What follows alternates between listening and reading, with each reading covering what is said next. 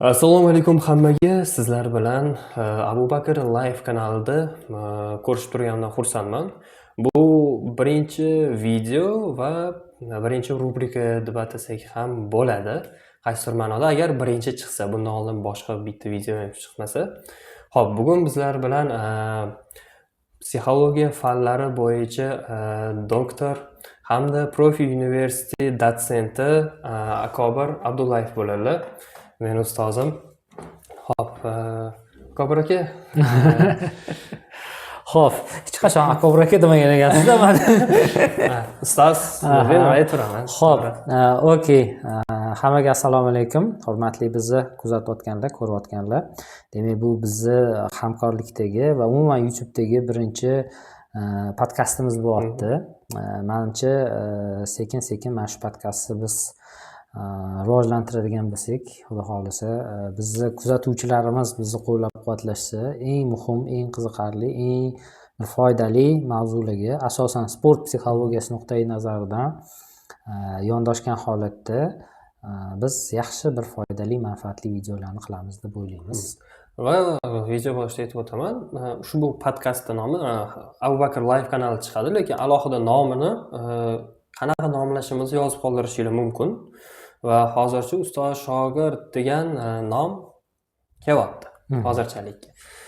Bu haqida kommentda yozib qoldirsanglar, o'shani o'qib chiqib, keyin tanlaymiz. Qanaqa podkast bo'ladi nomi. Lekin hozircha podkast bo'ladi. Mavzu yo'nalish psixologiya, sport psixologiyasi yoki sport yoki odamlar uchun bir foydali psixologiya va ijtimoiy mazgina bo'ladigan voqealarga munosabat. Temalarni ham muhokama qilamiz. Nima edi? Siyosatga aralashmagan holatda. Albatta. Shunaqa tinchlik kerak hozir. Ustoz, hozir bugungi gaplashmoqchi bo'lgan mavzuyimiz hozirgi zamonda telefon bilan bo'ladigan munosabat, ya'ni scrolling. Shorts videolar va undan tashqari hozirgi zamonda insonlar qabul qilayotgan informatsiyalar haqida.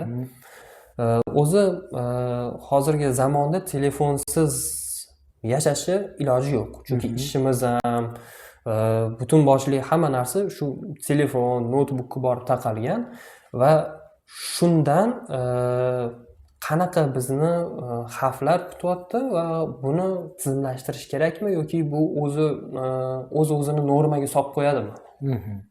Endi men shu oxiridan boshlamoqchiman.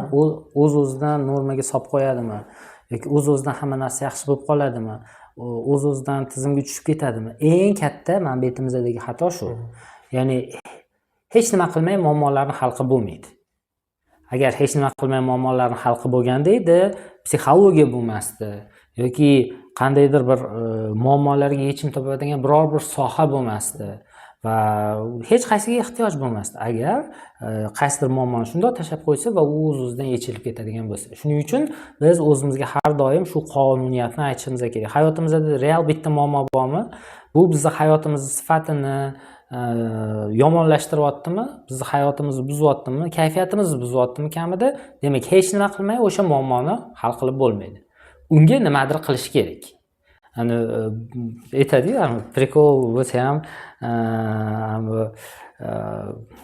nimadir ko'zini suzmasa, nimadir ipini uzmaydi boru. Demak, hamma narsa nimadir qilish kerak, keyin u nimadir bo'ladi. O'sha ipni uzish uchun ham ko'zni suzish kerak degandek, biror bir muammoni yechish uchun ham nimadir ta'sir qilish kerak, nimadir harakat qilish kerak. Scrolling ham xuddi shunaqa katta bitta muammolardan biri va odamlar hozir kuniga 10 soatlab telefon qarshisida vaqtini o'tkazyapti. Bundan maqsad bormi desa, yo'q. Bundan naf olyapsanmi? Yo'q. Kim o'ziga naf olyapman deb o'ylab topgan bo'lsa, u o'zini shunchaki aldash bilan vaqt o'tkazyapti. Va bugungi kunda sportchilarda natijalari pastga ketishining eng katta sabablaridan biri mana shu scrolling. O'zi scrolling nimaligini tushuntirib ketishimiz kerak. Scrolling bu bemaqsad telefonda varaqlab o'tirish. Shunchaki varaqlab o'tirish bemaqsad. Kerak bo'lsa, misol uchun kitobni ham varaqlab o'tirish scrollingga bitta turiga kiradi. Ya'ni bemaqsad prosta varaqlab o'tiribdimi? undan o'ziga hech nima olmayaptimi? Olgan narsasidan hayotida, o'zida, kayfiyatida, xarakterida, dunyoqarashida hech nima o'zgarish bo'lmayaptimi? Demak, bu scrolling. Bemaqsad telefonni varaqlash, bemaqsad vaqtini o'sha telefonni varaqlash bilan o'tkazish. Endi hayotimizda hech nima o'zgarmayaptimi bundan? Demak, u bizni qandaydir vaqtimizni, kamida vaqtimizni yomon tomoni bekorga ketkazyapti. Shuning uchun scrollingning o'zi eng dahshatli muammolardan biri. Sportchilarda psixologik muammolarga, natijalarning pasayishiga sabab bo'lyapti. Odamlarda nevrozlarni yuzaga kelishiga sabab bo'lyapti. Odamlarni aytaylik qanday kontent ko'rishidan kelib chiqqan holatda uni miyasini buzilishiga olib borayotgan eng katta muammolardan biri. Va bu yerda nimadir qilish kerak. Buni aniq bir nomi berilgan bir xavfi bormi? Ya'ni mana shu ziyoda bo'lsa va qanchalar ko'p bo'lsa, bu mana shunga sabab bo'lib qolishi mumkin degan. Xo'p, tadqiqotlarga ko'ra 2 soat. Ya'ni 2 soatdan ortig'i real buzilishga olib boradi. 2 soatdan ortig'i. Mani o'zimni biz hammamiz scrollingdan o'tganmiz, balki o'tyapmiz, bo'lishi mumkin. Mana o'zim, men ochig'ini aytaman, har kuni hech bo'lmasa 5 daqiqa Instagram varaqlayman. Va bunga yetarlicha bahonalarim ham bor o'zimga va bu narsani tan olaman. Biz hammamiz o'rganib qolganmiz o'sha. Hech bo'lmasa 5 daqiqa bundoq varaqlab o'tkazmasak bo'lmaydi. Shuning uchun men o'zimga o'zim limitlar qo'yganman. Ya'ni shu darajada limitlar qo'yganmanki, unga kod qo'yib, u kodni kimgadir qo'ydirib, u kod qaysiligini bilmasdan uni buza olmayman.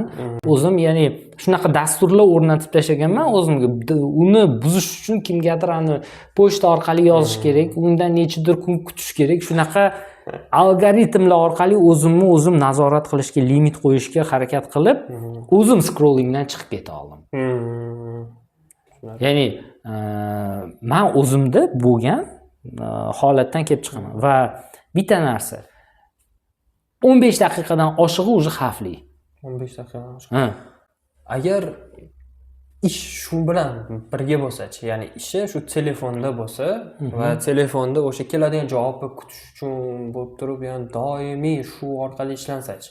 Xo'p, hozir shunday dasturlar chiqqan, istalgan dasturni qaysidir funksiyalarini bloklab qo'yish iloji bor. Bilasizmi? Ha, anaqa bor edi. Nomi esim kelmayapti programmani. Bilsangiz, aytsangiz chiqarib olaman montajda. Stay Free degan programma bor. Yana u programmani reklamasiga o'tib ketmaylik. Unga o'xshagan juda ham ko'p programmalar bor. Aksiga olib faqat iPhone'da Stay Free ishlamaydi, lekin Androidda Stay Free ishlaydi. iPhone'da o'zini programmalari bo'lishi mumkin. Men asosan Android ishlatganim uchun aytaylik, o'sha Stay Free'ni o'zim uchun zo'r bir kashf qilganman. 2023-yildan boshlab ishlataman Stay Free'ni. Birinchi yil men uchun dahshat Stay Free ko'zimni ochgan. U programmani zo'r tomoni yil oxirida sizga necha soat foydalanganingizni, necha soat piyoda yurib foydalanganingizni aytadi-da. Va eng dahshati piyoda yurib foydalanishi xavflarini tushuntiradi-da. Siz shuncha vaqt yil davomida piyoda yurib telefondan foydalandingiz. Ya'ni telefonga qarab yurdingiz degani-da. Bu ham aslida dahshat. Keyingisi telefonga qarab qancha chuqurlarga tushib ketgan, mashina urib ketayotganlari bor-da. Shunday xabarni beradi va bu sizni qo'rqitadi. Biz qo'rqmasak, nimadandir bundoq ko'zimizni o'zimizni olmaymiz. To'g'ri. Real, qo'rqqanimiz uchun nimagadir qaramaslik kerak bo'lgan narsaga qaramaymiz. To'g'ri. Qo'rqmasak qarab turaveramiz. To'g'ri. Endi xuddi shunaqa birinchi qo'rqitadigan tomoni, ikkinchi qo'rqitadigan tomoni yil oxirida общий siz qaysi dasturdan qancha foydalanganingizni soatini chiqarib beradi-da. Eng ko'pi, eng kamini chiqarib beradi-da. Va birinchi yili menga anaqa deganda, Harry Potterni hamma aytaylik seriyalarini, kinolarini shuncha vaqtni o'rnida Harry Potterni shuncha seriyasini san 100 nechidir marta ko'rib chiqqan bo'larding deganda. Shuncha ketqizgan vaqtingni evaziga. Yoki shuncha vaqtda san где-то 100 ga yaqin kitob o'qigan bo'larding deganda. Va o'sha yili realno men yil davomida kitob o'qimagandim. Ya'ni bundoq qaragan, maqolalar o'qigan bo'lishi mumkin, lekin bitta kitobni boshdan oxirigacha o'qimagan ekanman-da. Va o'sha vaziyatda men shunday ko'zim ochilgan. Birinchidan o'zimga maqsadlar qo'yganman. Ikkinchidan realno shuncha vaqtni o'rnida men boshqa narsa qilgan bo'lishim mumkin edi. Va menda o'zimni ham aldash bo'lgan. Telefon bilan bog'liq ishlarim juda ham ko'p-ku deb. Va o'shani kompyuterga o'tkazish mumkin. Qaysidir funksiyalarni bloklash mumkin ekan aslida. Shuni o'rniga men foydali ish bilan shug'ullanishim mumkin ekan degan fikrni vizual ko'rsatib berganda menga. Yillar oxirida shunaqa menga tahlil qilib bergan. Realno men va keyingi yil menda siz yillar davomida foydalansangiz, o'tgan yildan ko'ra bu yil deydi. Keyingi yil oxiridagi natijasini men realno kutganman. Oxiri o'sha 31-dekabr kuni chiqaradi rostdan. Yoki 29-30 shu dekabr oxirida chiqaradi. Bunday chiqarganda o'tgan yilgidan ko'ra 30% vaqt san telefon bilan kam ekranda kam vaqt o'tkazding degan narsa meni xursand qildi. Demak, sizni nazorat qilib turadigan odamlar. Programma, dastur. To'g'ri.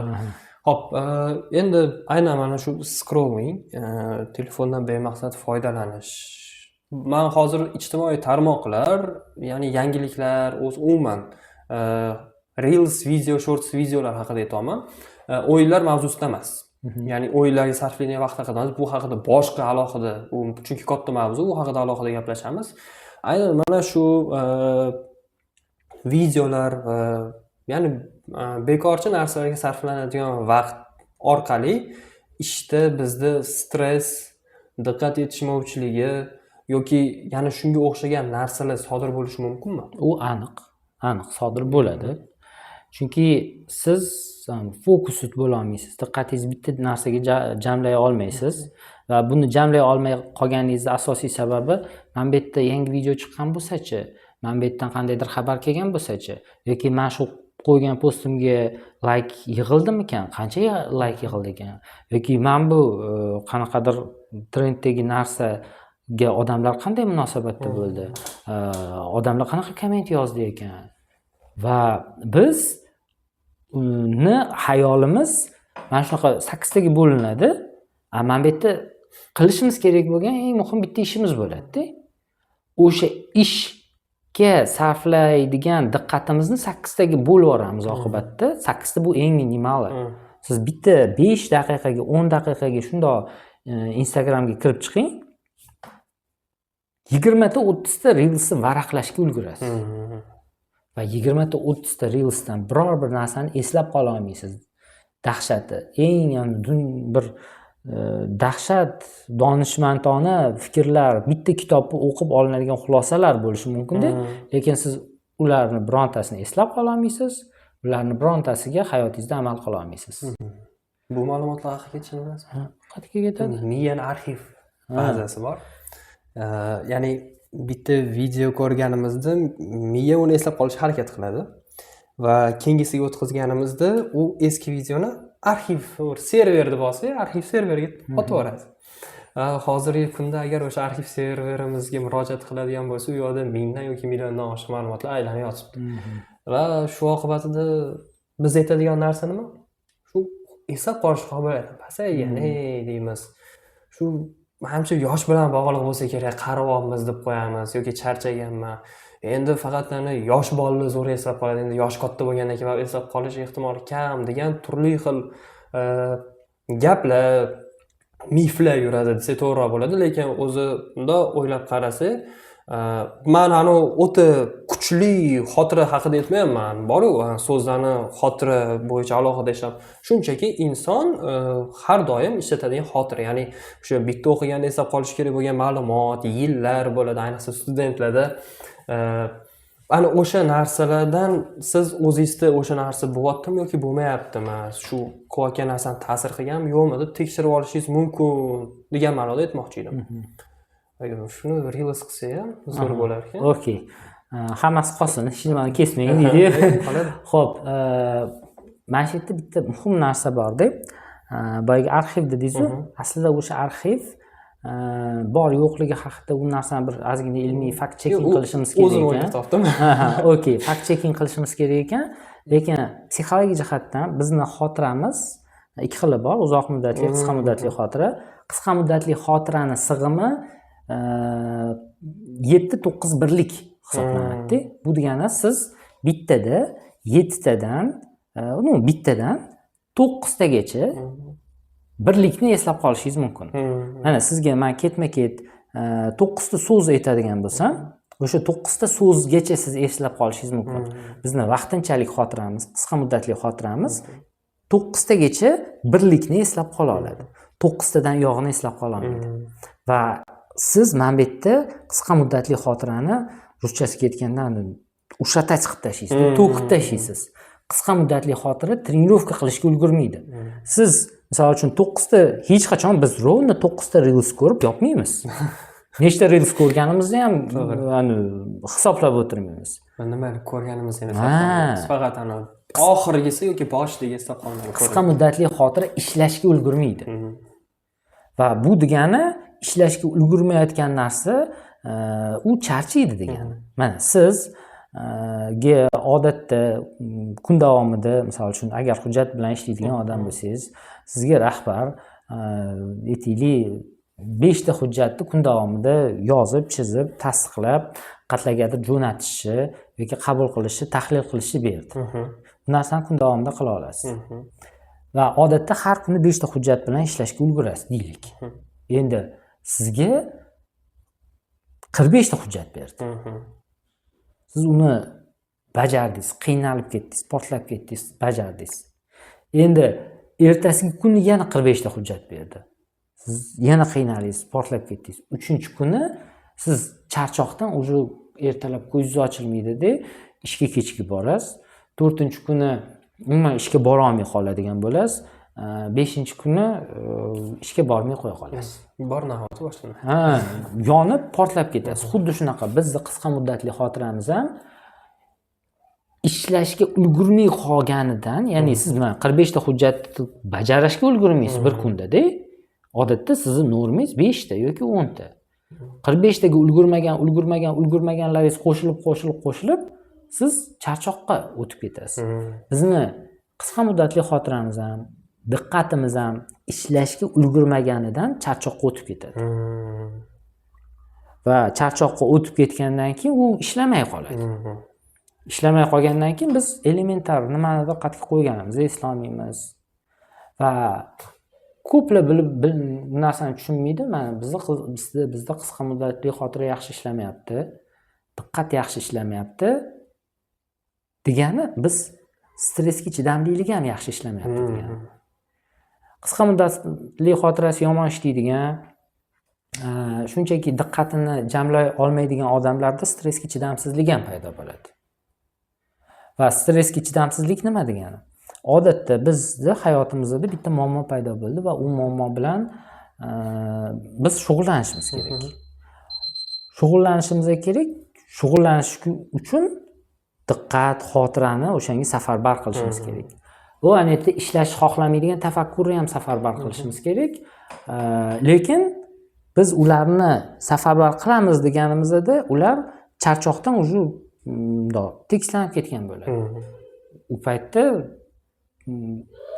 o'sha bizda stressga chidamlilik bo'lmaydi, chunki stressga chidamli bo'lish uchun stressni muammosini bundoq olib, uni tahlil qilib, unga yechim qidirib, yechimga kirishimiz kerak, harakat bo'lish kerak. Shu narsa bo'lmagandan keyin stressga chidamsizlik ham paydo bo'ladi. Stresslarga dosh berish o'rniga, stresslarni yengish o'rniga biz stresslarni domiga kirib ketaveramiz. Bu yo depressiya, yo nevroz yoki qanaqadir apatiyalarga o'tib ketadi. O'zi siz biladigan yoki o'zi umuman bir tizim bormi, o'sha hammasini bir tizimlashtirish mumkin bo'lsa? Xo'p, bu hamma uchun unikal bo'ladi. Hamma o'zidan kelib chiqishi kerak. Buning uchun biz o'zimiz tahlil qilishimiz kerak. Birinchi tahlil qilib ko'ring. O'zi siz nimani xohlaysiz? Sizga nima kerak? Telefondan foydalanishdan maqsadingiz nima? Mana shu narsani ko'rib chiqing. Endi keyingisi, siz kuniga qancha vaqt telefondan vaqt o'tkazishingiz kerak? Ya'ni agar u siz uchun ish bo'ladigan bo'lsa. Endi qaysi funksiyasi kerak sizga? O'sha funksiyasini alohida olingda, sizni ishingiz bilan bog'liq bo'lmagan funksiyalarni hammasini shunchaki yo'qotish kerak. Endi lekin bizda mana bu yerda xavf borda. Instagramdan chiqib ketadigan bo'lsam, men yo'q bo'lib qolaman-ku. Meni hech kim tanimaydi-ku. Men hech kimga keraksiz odamman-ku. Bu bizdagi ijtimoiy munosabatlardagi muammolarimizdan. Demak, bizni haqiqiy realni bironta ham do'stimiz yo'q. U bilan bir o'tirib gaplasha olib, bizni borligimizni e'tirof etib turadigan. Balki oilaviy munosabatlarda muammolarimiz bordir. O'shalardan qochib biz bu yoqqa kirib yuribmiz. O'shalarni hal qilib olish kerak. Chunki biz ko'p holatda Instagramga hamma narsani unutish, chalg'ish, bu nima degani? Qochib kiramiz. Va u yerda maza qilib o'zimizni erkin his qilamiz. Hech nima muammo haqida o'ylamaymiz. Instagram yoki mana shu ijtimoiy tarmoqlar narkotik yoki sigaret chekish, alkogolizm bilan deyarli bir xil narsa. Siz Instagramga o'tirib qolganmisiz? Misol uchun bitta kirsangiz qaytib chiqib keta olmaydigan bo'lib qolganmisiz? Siz o'sha kashandadan farqingiz yo'q. Men o'zimni tahlil qilganimda, men o'zimga shu narsalarni aytdim-da, chiqib ketish uchun, limitlarni qattiq qo'yish uchun o'ylab topayotganimda va bu kurash bo'ldi, realni o'zimda kurash bo'ldi. Va hamma shunaqa qilib o'zi bilan o'zi kurashish kerak. Qaysidir momentda o'ziga qattiq gapirish kerak va o'shandan sekin chiqib ketishimiz ham mumkin. Birinchisi topib oling. O'zi nima uchun kerak telefon? Uni qaysi funksiyasi kerak? O'sha funksiyadan foydalansangiz, sizda nima plus o'zgarishlar bo'ladi?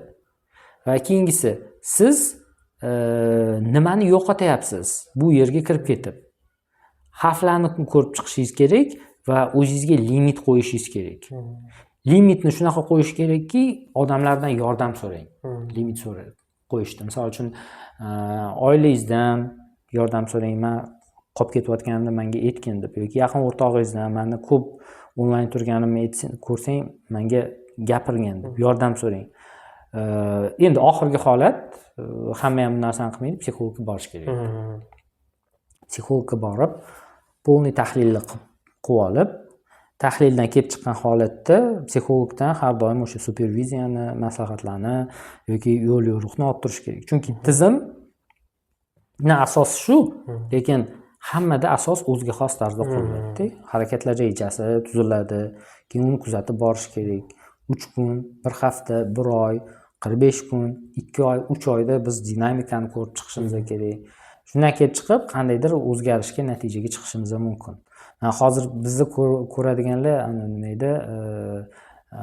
Aynan shu sohada butun dunyodagi hamma muammoni men boshimdan kechirib chiqqanman deya olmayman, lekin bu muammoga juda ko'plar bundoq kirib chiqqan bo'lsa kerak. Aynan o'zim boshimdan o'tganim uchun bitta hamma psixologman, hammani tabib emas, boshdan o'tgan tabib deydi-yu, aynan shu jarayondan o'zim ham orada o'tdim-da.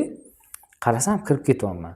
Keyin bu yo'nalishda men o'zimga strategiyalar, o'zimga missiyalar, o'zimga limitlar va bu yerda ham men o'zim ham yordam oldim. Misol uchun o'zimni turmush o'rtog'imdan qaysidir vaziyatda so'radim shu limitlarni qo'yishga. Qaysidir vaziyatda o'zimni urishgan paytlarim bo'ldi va bu jarayonga bittada erishib bo'lmaydi. Yo'q, o'zi bu hozir kimdadir bo'ladi, kimdadir bo'lmaydi deyishadi, chunki bu hozir hammada bor. Chunki hozirgi zamonda u ommaviy yetilyapti bu narsa. Buni misolini qayerdan bilish mumkin? Shunchaki Instagramga kirib turib, Reels'ni bitta obnoviy qilsangiz, yangi Reels chiqib kelyaptimi? Demak, odamlar qanchalar ko'p undan foydalanayotganini bilib olish mumkin-da. Bu faqat Instagram to'g'risida emas, o'zi umuman istalgan qisqa video, xoh Instagram bo'lsin, xoh TikTok bo'lishi TikTok, mumkin. xoh Instagram. Keyin ma'lumotlar degani bu faqatgina qanaqadir bir tegishli ma'lumotni o'qishga emas, ya'ni qanaqadir statistika yoki nimadir yangilik yo'q. Bu istalgan ma'lumot. Bu degani siz do'stingiz bilan varaqlashib, nima deydi, 1-2 soat gaplashishingiz ham bu informatsiya. Ya'ni ustoz aytgan edilar, mushtariy ustoz aytgan edilar, ustozim, hozirda bizni miyamiz o'zini maksimumida ishlayapti, go'yo portlab ketadigandek. Sababi biz uyg'onganimizda telefonga qaraymiz va kunning oxirigacha telefondan foydalanamiz. Ya'ni biz shu darajada ko'p informatsiya beramizki, miya uni tahlil va tahrir qilishga ulgurmaydi deb aytgan edilar. Bu narsa haqiqatdan ham shunaqa. O'zi bundoq olib qarasa, telefon bilan bo'lgan vaqt va telefonsiz o'tkazgan vaqtimizni solishtirib ko'rsak, shuni o'zi aytadi. Agar qo'polroq qilib aytadigan bo'lsak, telefon bilan hozir hojatxonaga ham birga borib, hojatxonadan ham birga chiqyapmiz. Bu shunga dalolatki, bizning miya hozir o'zini eng maksimumida ishlayotgani uchun ham hozir o'sha biron bir narsa esdan chiqib qolishi o'sha tabiiy holat bo'lib qoldi. Qanaqadir normadek qaraladi, nimadir esdan chiqib qolsa yoki diqqat, ayniqsa asabiylikka ham bu ta'sir qiladi. Bu ham bundoq qarasa, vроде бы norma. Hamma asabiylashadi, deydigan narsa qarash bo'lib qolgan. Bu hozircha normadek tuyulishi mumkin, lekin ertaga hayotda, shaxsiy hayotda, ishxonada qanaqadir muammolar kelib chiqishi aynan mana shu zaminida shu yotishi mumkin. Shular. Keyin yana bitta narsa, menimcha biz keyingi anaqalarimizda, bu podkastlarimizda miya haqida alohida bitta podkast qilishimiz kerak ekan. Keyin aynan shu holatga oid sindromlar bor-da. Okey, Google sindromi degan narsa bor. Ya'ni bu haqda hozir gapirmayman, u o'zi yarim soat oladi. Shunga o'xshagan sindromlar haqida gaplashishimiz kerak, chunki hammasi aylanib mana shu temaga kelyapti.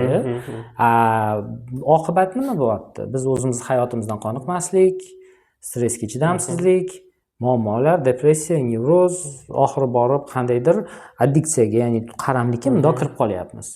Yo kimdir alkogolik bo'lib qoladi, kimdir ijtimoiy tarmoqqa kirib ketadi, kimdir вообще dahshat, misol uchun azart o'yinlariga borib butun hayotidan, munosabatlaridan, boylikdan ayrilib qolayotganlar bor. Hammasi aynan oddiy psixologik haqiqatlar, psixologik qoidalar bilan bog'liq joyi bor.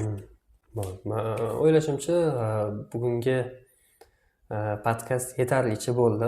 Bu to'liq emas, buni davomi bo'ladi va mavzular jihatida zo'r bitta anaqani aytdingiz va aynan sizlar ham mavzuni tanlashingiz mumkin. Ya'ni kommentda qaysi mavzuda gaplashaylik va qaysi mavzu qiziq va aynan psixologlarga beradigan, o'zingizga qiziqtirgan qanaqadir savol bo'lsa, yozib qoldirib keting. Albatta, ana qilamiz. Nima deydi? O'qib, o'zi videoni boshida bir o'qib olsa ham bo'ladi. Shunaqa qilamiz. Ya'ni o'sha kommentlarga javob berishga harakat qilamiz hammasiga. Mavzuni tanlash bor va albatta kanalning nomini ham, aynan shu podkastning nomini ham o'ylab ko'ringlar. Qanaqasi yaxshiroq. E'tiboringiz uchun rahmat. Rahmat kattakon ustoz sizga. Sizga rahmat. Vaqt ajratganingiz uchun. Bu narsa o'zi biz juda anchadan beri, taxminan menimcha 1-2 yil bo'lib qoldi bu narsani biz rejalashtirib, gaplashib yurganimiz. Mana endi boshlandi, Xudo xolasa bu yog'iga davomli bo'ladi. Muddatini ham qilishimiz kerak. Haftada bitta qilamizmi? 2 haftada bitta qilamizmi? Bu narsani ham, misol uchun, sizlar taklif bersanglar, bizni kuzatuvchilarimiz, bizni ham biz o'ylaymiz, kuzatuvchilarimiz gohida menga o'zimga keladi. Misol uchun, juda ko'p odam bor, lekin hech kim komment yozmaydi, demak juda kam odam bor, lekin shuncha odam bor-ku, demak juda ko'p odam bor. Shunaqa bu paradoksal holatda va komment yozsanglar, o'zingizlarning fikr mulohazalaringizni bildirsanglar, albatta shundan kelib chiqqan holatda podkastlarning keyingisi, soni, vaqti, kuni, davomiyligi, menimcha davomiylik men shu normallik deb o'ylayman, 20-25 minut, uzog'i bilan yarim soat. Shundan kelib chiqqan holatda biz keyingi harakatlarni shunga qarab qilamiz. Demak, hayotda, sportda, oilada doimo misol uchun g'olib bo'lish uchun albatta bizni podkastlarimizni ko'ring, chunki biz sport psixologiyasini asos qilib olamiz. Sport psixologiyasi bu g'alaba psixologiyasi degani. Keyin aynan mana shu scrolling haqida gapirganda yaqinda bitta maqola o'qib qoldim. Win the morning deganda, ya'ni tongni g'alaba bilan boshla. Tong ustidan g'olib bo'l deganda o'zbek tilida. Endi bu nima ekan deb bunday o'qisam, ertalabdan telefon bilan ishni boshlamaslik, ertalabdan ijtimoiy tarmoqni tekshirmaslik, ertalabdan qandaydir xabarlarga javob yozmaslik va uni o'rniga hech bo'lmasa birinchi 7 daqiqani o'zingiz uchun tanangiz, ongingiz uchun foydali ish bilan band bo'lishingiz tongni g'alaba bilan boshlash ekanda hozir. Hozir g'olib bo'lish uchun prosta ertalab tongda turib birinchi 7 minutni, mayli 2 minut jismoniy tarbiya bilan shug'ullaning. Yoki o'sha undan keyin 3 minut kitob o'qing, 2 minut mayli bir duo qiling, kamida-da. Biz juda qadriyatlari katta odamlar haqida gapirmayapmiz. Ulardan juda pastdagi odamlar bor, o'zini har kuni so'kib, qarg'ab, qachon men bir odamga o'xshab hayotim o'zgarar ekan, fikrlarim, diqqatim o'zgarar ekan deb o'shalar haqida gapiryapmiz. O'zimiz haqimizda gapiryapmiz deylik.